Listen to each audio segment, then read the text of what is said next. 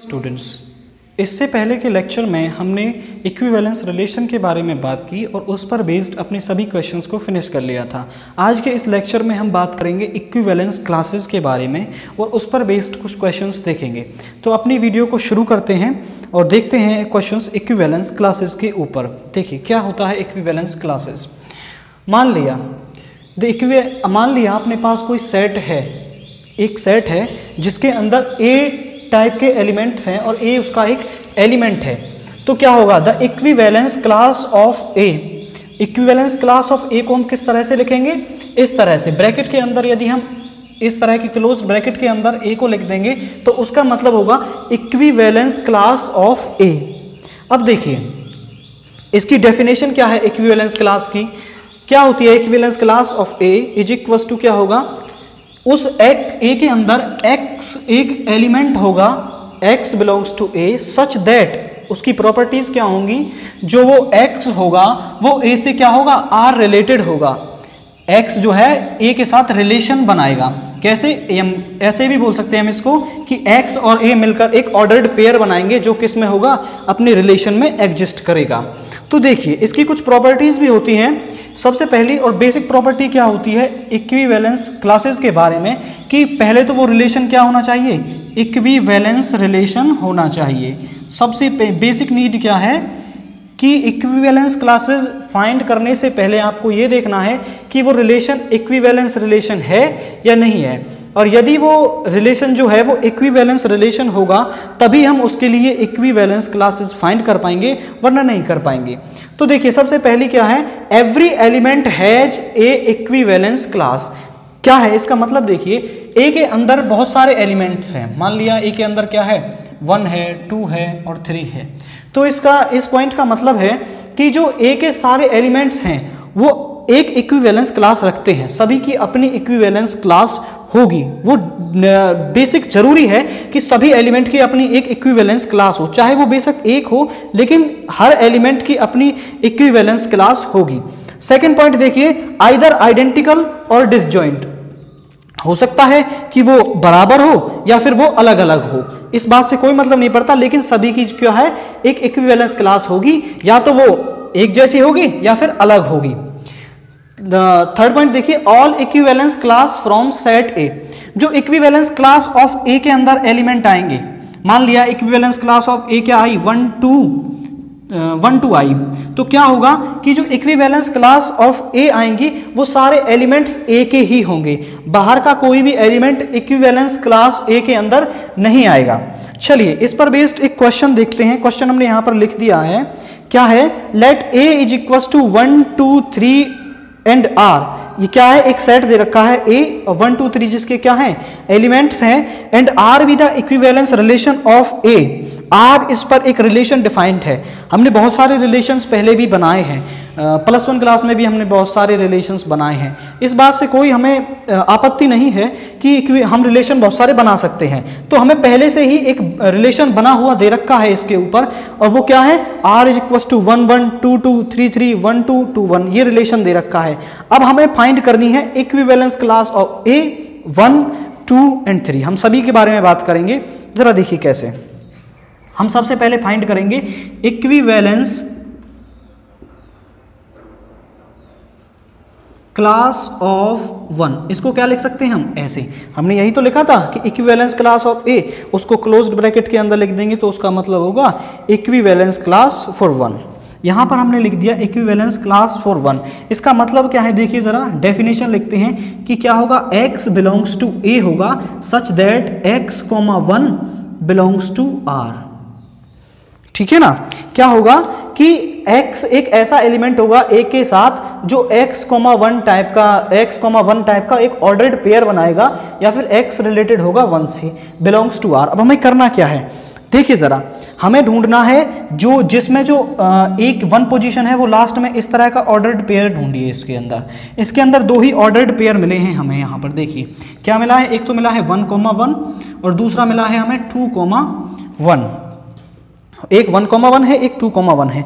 तो यहाँ पर हमें x की वैल्यूज निकालनी है। यहाँ पर x की वैल्यू क्या है 1, यहाँ पर x की वैल्यू क्या है 2। तो यही x की जो वैल्यूज हैं इन्हीं को हम बोलते हैं इक्विवेलेंस क्लासेस। तो देखिए यहाँ पर इक्विवेलेंस क्लास फॉर 1 क्या हो जाएगी, इक्विवेलेंस क्लास फॉर 1 क्या हो गई, एक तो 1 हो गई और एक 2 हो गई। इक्विवेलेंस क्लास फॉर 1 एक तो 1 हो गई और एक 2 हो गई। अब देखिए और कोई ऐसा ऑर्डर्ड पेयर नहीं है जिसमें लास्ट का एलिमेंट 1 हो, तो ये हमने निकाली है इक्विवेलेंस क्लास फॉर 1। अब यदि हम निकालें इक्विवेलेंस क्लास फॉर 2 तो देखिए कैसे निकालेंगे। इक्विवेलेंस क्लास फॉर 2 इस तरह से लिखेंगे हम उसको, और उसमें रिलेशन क्या होगा, x बिलोंग्स टू a, उसके लिए भी कोई x एलिमेंट एग्जिस्ट करेगा उसके अंदर, और उस एलिमेंट क्या होगा कि वो 2 के साथ ऑर्डर्ड पेयर बनाएगा। मींस जो x है वो 2 से क्या होगा, r रिलेटेड होगा। तो देखिए ऐसी ऑर्डर्ड पेयर ढूंढिए इसके अंदर जो क्या हो, जिसके लास्ट में 2 हो। तो हमें क्या मिलता है यहाँ पर, एक तो ये वाली और एक ये वाली, क्या है, एक तो 2,2 मिली है हमें और दूसरी क्या है 1,2 है, 2,2 एंड 1,2। तो देखिए इसमें x की वैल्यूज निकालनी है हमें। यहाँ पर x की वैल्यूज क्या मिली है हमें, 2,1 मिली है। तो हम लिख देंगे यहाँ पर equivalence class for 2 is just what 2,1। Equivalence class for 2 क्या है, 2,1 है। ये इक्विवेलेंस क्लास फॉर 2 आई है। अब हम इक्विवेलेंस क्लास फॉर 3 और निकाल लेते हैं। इक्विवेलेंस क्लास फॉर 3 के लिए क्या होगा, x बिलोंग्स टू क्या होगा, a होगा, सच दैट x जो है उस 3 के साथ एक रिलेशन बनाएगा, या फिर x, 3 टाइप का एक ऑर्डर्ड पेयर रिलेशन के अंदर होगा। तो हम इसमें फाइंड करते हैं ऐसा ऑर्डर्ड पेयर जिसमें जो 3 है वो लास्ट में हो। तो देखिए यहाँ पर बस एक ही एलिमेंट हमें मिला है जो अलग है, 3,3 इस कंडीशन को सेटिस्फाई करता है। तो यहाँ से ऑर्डर्ड पेयर फॉर 3 की वैल्यू क्या आ जाएगी, केवल 3। यहाँ पर देखिए x की एक ही वैल्यू मिली है हमें। अब हम बात करते हैं अपने सेकंड पॉइंट की, यहाँ पर इसको इंप्लीमेंट करके देखते हैं। देखिए इक्विवेलेंस क्लास फॉर 1 क्या आई है, 1,2, और इक्विवेलेंस क्लास फॉर 2 क्या आई है, 2,1।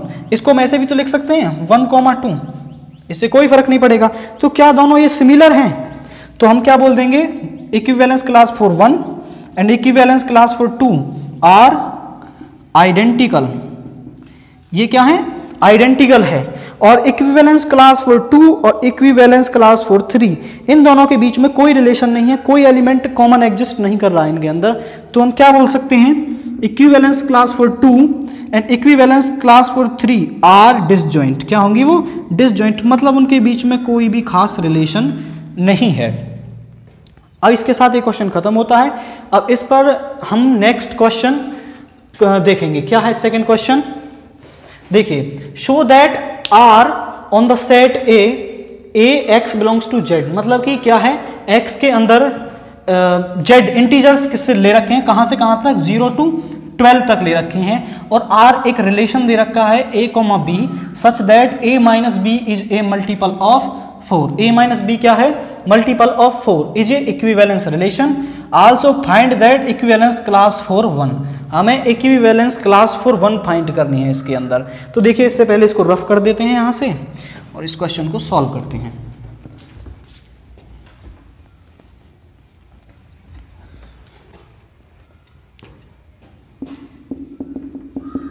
देखिए रिलेशन क्या है, a minus B is a multiple of 4। हमें इक्विवेलेंस क्लास फॉर 1 निकालनी है और उसकी डेफिनेशन क्या होगी, x belongs to a set दे रखा है, a के अंदर एक एलिमेंट होगा x, such that x, 1 belongs to r। x और 1 क्या है, r रिलेटेड होंगे एक दूसरे से। तो देखिए इसका मतलब क्या है, r रिलेटेड होने का मतलब क्या है कि x माइनस 1 जो है वो मल्टीपल क्या होगा, 4 का, इज ए मल्टीपल ऑफ 4। इसको यहां पे लिखें, x minus 1 is a multiple of 4।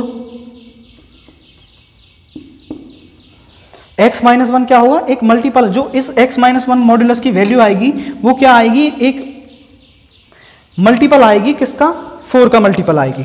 तो देखिए अब हमने क्या किया, ये इसलिए है क्योंकि अगर इस x, 1 को रिलेशन में होना है तो इस कंडीशन को सेटिस्फाई करना पड़ेगा। इसलिए हमने क्या बोल दिया, x minus 1 is a multiple of 4। तो हम क्या लिख सकते हैं, मल्टीपल ऑफ 4 क्या होते हैं? 0, 4 का मल्टीपल है। और क्या होगा? 4 4 का मल्टीपल है, 8 8 का मल्टीपल है, और 12 भी क्या है? 4 का मल्टीपल है। तो देखिए यहाँ से हम मॉड्यूलस फंक्शन को हटा दें, मॉड्यूलस फंक्शन को, और यहाँ पर देखिए, सॉरी यहाँ पे गलती होगी, 0 इसका मल्टीपल है, +-4 इसका मल्टीपल है, +-8 इसका मल्टीपल है, +-8 भी तो है इसका मल्टीपल। लेकिन देखिए यहाँ पर केवल हमने पॉजिटिव वैल्यूज ली थी पहले, और पॉजिटिव वैल्यूज क्यों ली थी? क्योंकि जो ये मॉड्यूलस फंक्शन है, यदि हम इस मॉड्यूलस फंक्शन को खोलेंगे तो हमेशा हमें एक पॉजिटिव नंबर ही मिलेगा, इसलिए हमने यहाँ पर पॉजिटिव नंबर्स को ही लिया है, और यहाँ पर +12 भी है। अब देखिए इस मॉड्यूलस फंक्शन को खोला, हमें पॉजिटिव नंबर्स मिल गए 0, 4, 8 और 12। यहाँ से इस 1 को इस साइड ले आए, पहले इसके इक्वल पुट करते हैं, x - 1 is 0 and x is 1। इसके इक्वल पुट करें तो x 4 + 1 क्या हो जाएगा? 5 हो जाएगा। इसके इक्वल पुट करें x - 1 is just what equal to 8, तो x की वैल्यू क्या मिल जाएगी हमें? यहाँ से x की वैल्यू मिल जाएगी हमें 9। अब यहाँ पर पुट करते हैं, देखिए x - 1 इज इक्वल टू 12, तो x क्या मिल जाएगा हमें? यहाँ पर 13 मिल जाएगा। लेकिन जो 13 है वो अपने सेट के अंदर नहीं आता है, तो हमें पता है जो एलिमेंट सेट के अंदर नहीं आता उसको हम नहीं लेते हैं। तो इक्विवेलेंस क्लास फॉर 1 क्या हो जाएगी यहाँ पर? 1 5 9। इक्विवेलेंस क्लास फॉर 1 क्या हो गई? 1 5 9। यहाँ से हमने x की वैल्यूज निकाल ली। इसी के साथ ये क्वेश्चन खत्म होता है, और इसको हम एक और क्वेश्चन इसके ऊपर देखेंगे नेक्स्ट सेक्शन के अंदर।